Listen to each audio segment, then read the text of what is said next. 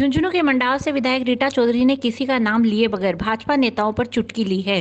विधायक रीटा चौधरी मंडावा कस्बे में अपने अभिनंदन कार्यक्रम को संबोधित कर रही थी।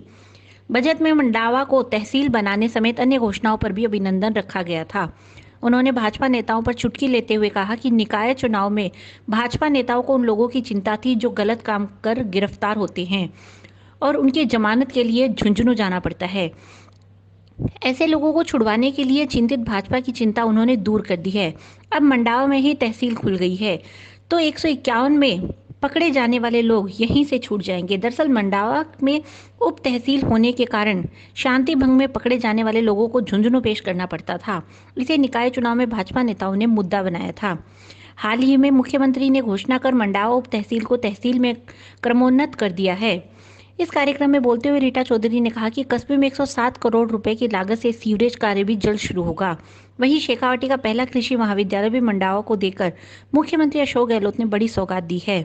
इस मौके पर रीटा भावुक भी हुई। उन्होंने कहा कि उन्हें फक्र है कि उनके पिताजी ने मंडावा के लोगों के मजबूत हाथों में उन्हें सौंपा है। 107 करोड़ रुपए की सैंक्शन आ गई थी और अब विधानसभा चल रही थी, इस वजह से उसका शिलान्यास नहीं हो पाया। वो काम भी चालू हो जाएगा। और हमारे एक विरोधी राजनीतिक साथी को बड़ी चिंता रहती थी।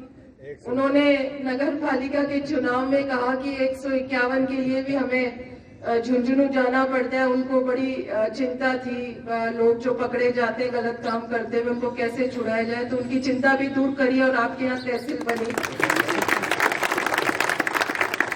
साथियों, मैं समझती हूँ कि कृषि महाविद्यालय अपने आप में एक अनोखी योजना आप लोगों के बीच में आई। मंडावा में लोग तरसते हैं कृषि महाविद्यालय के लिए, क्योंकि बहुत सारे लोग यहाँ बैठे हैं, समझते हैं इसके महत्व को।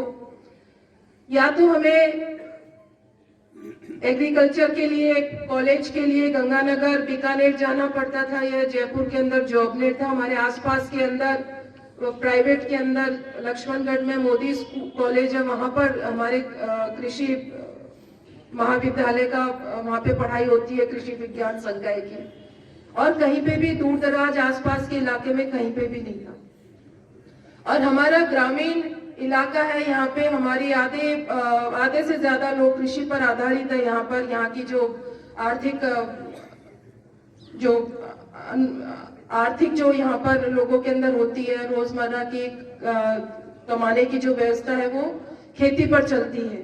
तो इसके महत्व को समझते हुए मैं हमारे मुख्यमंत्री अशोक जी गहलोत से मिली और मैंने यूं ही चलते चलते उनसे कहा कि साहब